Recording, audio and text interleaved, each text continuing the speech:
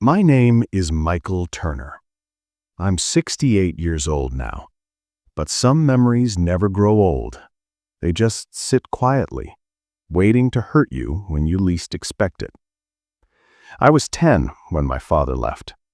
He walked out one morning after a fight with my mother. No explanations, no goodbye, just the sound of the front door closing. That sound still echoes in my head after all these years. For a long time, I hated him. I told myself he didn't care about us. I watched my mother cry herself to sleep night after night, and I swore I'd never be like him. That anger became my fuel.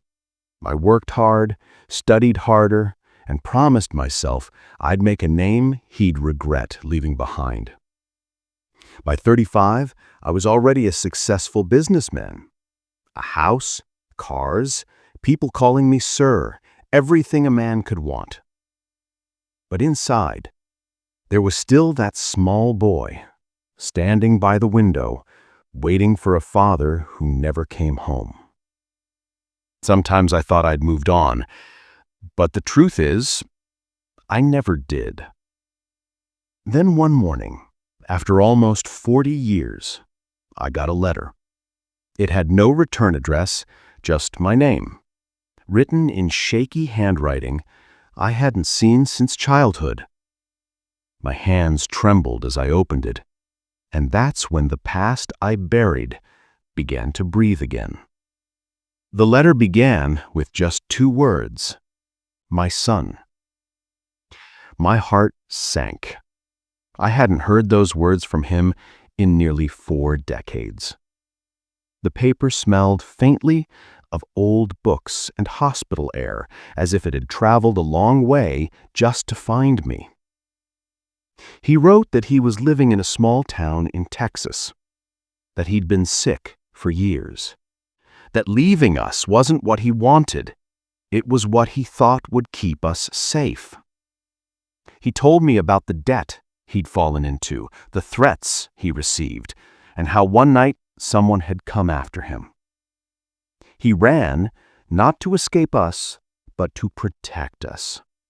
He wrote, "I wanted to come back every single day, but I couldn't let the danger follow me home." I read those lines again and again, but my anger refused to let me believe them. My mind whispered, he's just trying to make peace before he dies. Still, something inside me, something small but stubborn, told me to go, to see him, to find out if there was still time to ask the questions I had carried for 40 years. The next morning, I booked a ticket to Texas. As the plane lifted off, I looked out the window and thought, maybe forgiveness isn't for him. Maybe it's for me. The bus dropped me off in a quiet town I'd never heard of before. It smelled of rain and dust, the kind of place where time moves slower than memories. I followed the address from the letter until I reached a small white house at the end of a dirt road. A woman in her late 50s opened the door, a nurse maybe. She looked at me with soft eyes and said, "You must be Michael. He's been waiting for you." Inside, the house was silent except for the faint sound of an old clock ticking. Then I saw him, my father, lying in a bed by the window, thin and pale, but smiling the moment he saw me. "Michael," he whispered. His voice cracked like an old record. For a moment, I froze. I had imagined this meeting 1,000 times, all the things I would say, the anger I would pour out. But standing there, looking at the man who gave me life, I couldn't speak. He reached for my hand. "I never stopped thinking about you," he said. "I wrote letters every year, but I never sent them. I didn't know if you'd want to read them." The nurse handed me a small box, filled with dozens of unopened envelopes, each one with my name written on it. My throat tightened.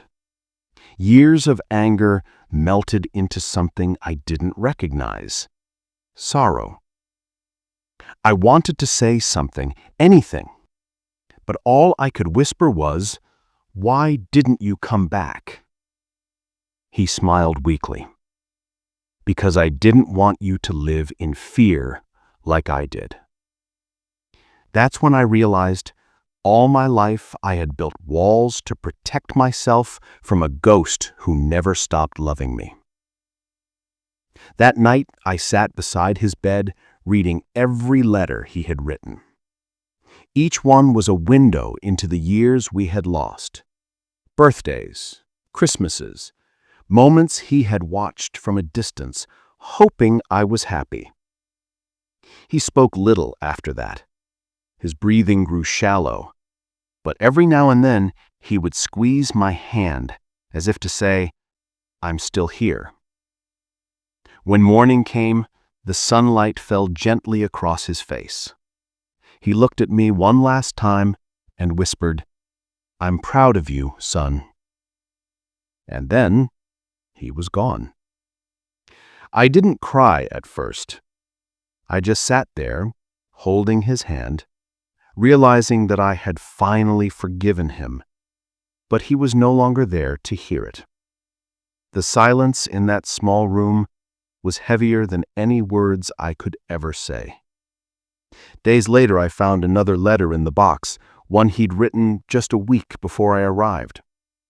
It said, "If you ever find peace, let it be in knowing that I never stopped loving you.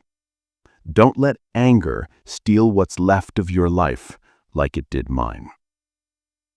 I returned home with the box of letters, but I was no longer the same man.